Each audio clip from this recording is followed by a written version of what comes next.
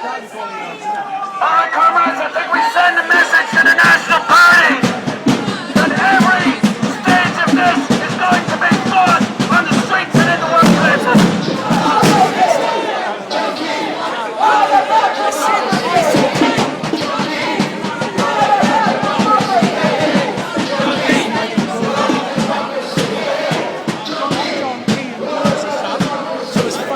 Declared war on the most vulnerable workers in this country.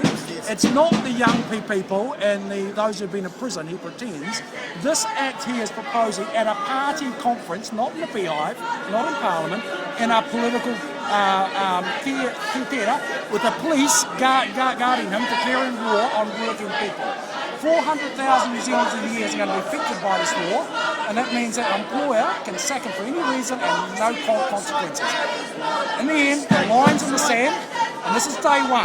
There's going to be all this is just going to go on and on and on. The working class this time aren't going to roll over like they did 20 years ago. There's going to be a fight, he's declared it, and so this is the start. And this will go on and on and on and on till John Key sees sense and backs off, because these workers aren't going to put up with this anymore. New Zealanders have not been attacked, New Zealand workers have not been attacked like this for 20 years. And so John Key comes in out, supported by many workers. I think this is going to be a sea change. I think this is a change. Most workers thought John Key was different, that he was a Tory with heart, but what he is that he's in power, he is doing the same thing that National has always done, put the boot into workers. This time, we're going to fight. Good on you, And we mate. saw that today. There's this push that police have got their job to do, but working people are not going to be intimidated anymore. They're not slaves in their own country. Good on you, mate.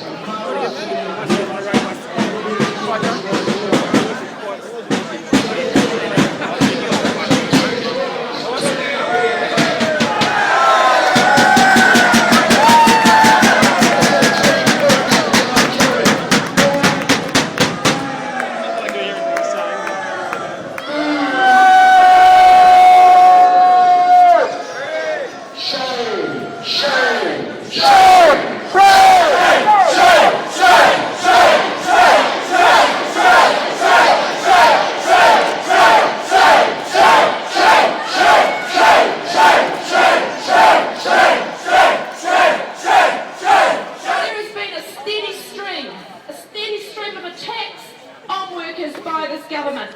Nothing have they done to improve the working conditions of working people. Remember, look for the similarities, and it's very, very similar. Look at the mouth.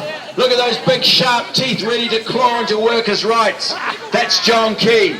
Well, let's have 3 boos for John Key.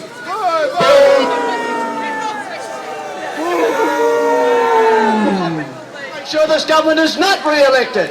And that means getting behind the parties, the worker-friendly parties in this country, and making sure that they are worker-friendly and making sure that they get elected at the next election.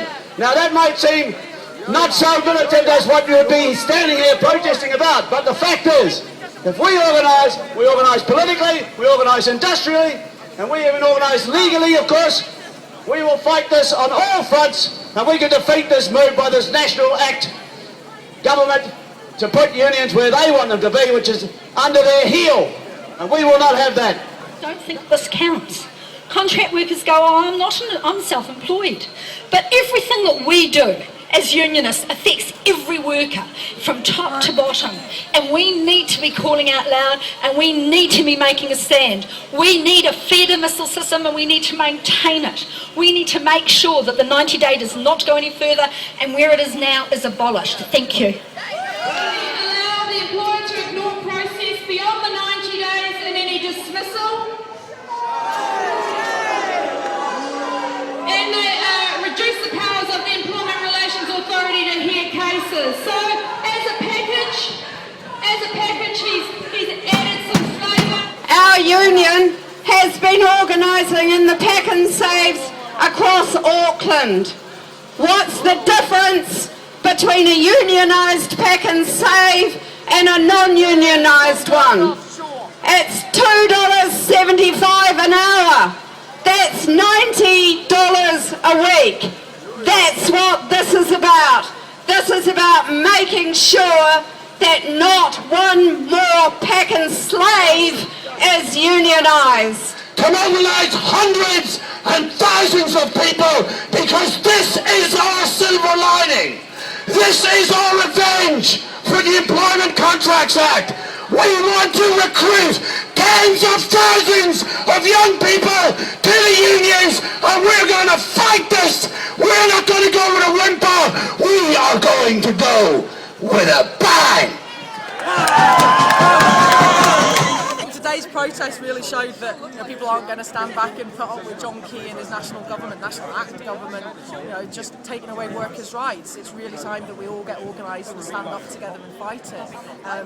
I'm really concerned about what's happening with benefits, and this is just a whole, trying to attack workers' rights is just a whole other way of trying to cut wages, make workers scared, cut their benefits, and really just create the kind of society that we don't want to live in. We want to live in a society where people feel stable and comfortable, do a good day's work for a good day's wage, and this is just disgraceful what John Key's doing. I'm really pleased that people are out here today, but we really need to keep up the campaign, and we really need to send a clear message to John Key that he's not going to get away with it this time. And the idea that workers for 90 days basically have no rights whatsoever, what are we going to be, slaves in our own city? It's disgusting. It's Rogenomics, a bigger dose of what we've had before, and people have to stand up and fight. Well, I think we send a clear message to the National Party today that everything's going to be resisted. All these attacks are going to get resisted. And there's a definite mood amongst a lot of trade union members and activists to fight, not just to listen to speeches or to be limp or pathetic. And this is a mood that we're going to try and tap into the working class as well. So it's very good that there was strong resistance here today. It sends out a signal to everybody in New Zealand to rise up against this Tory government, stand up for your rights as a worker and for your rights as a union member. And hopefully thousands more people will start joining the unions now through this. I relish this fight. It's a great protest today. I think we've shown the government we're not going to take this lying down. The whole union movement's got behind it.